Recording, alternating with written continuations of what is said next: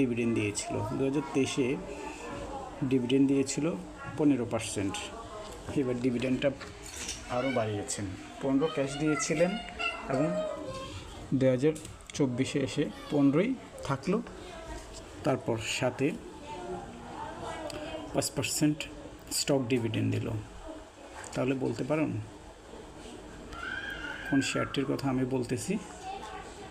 ঠিক ধরেছেন, আইডিএলসি। আজকে স্টকটি ডিভিডেন্ড ঘোষণা করেছে। এই স্টকটির খুব ভালো ইপিএস ছিল এবং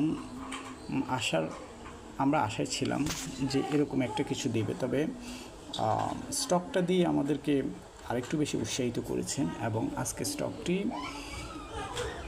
লেনদেন বেশি হয়নি, তারপর মার্কেটে দামটাও ছিল রিজনেবল।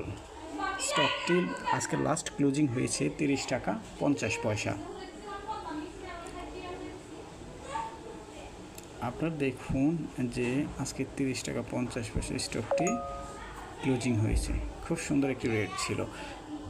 আগামী রবিবার অর্থাৎ নেক্সট ওয়ার্কিং ডেতে অবশ্যই এই শেয়ারটা খুব ভালো একটু রান করবে। রানটা হয়তো আপনারা দেখতে পারেন যে 31.50 বা 32 টাকা পর্যন্ত উঠে যেতে পারে। স্টকটি কমার সম্ভাবনা খুব কম। তারপর এভাবে করে স্টকটি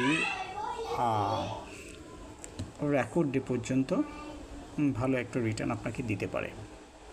তো আজকে এই পর্যন্ত। Thank you very much.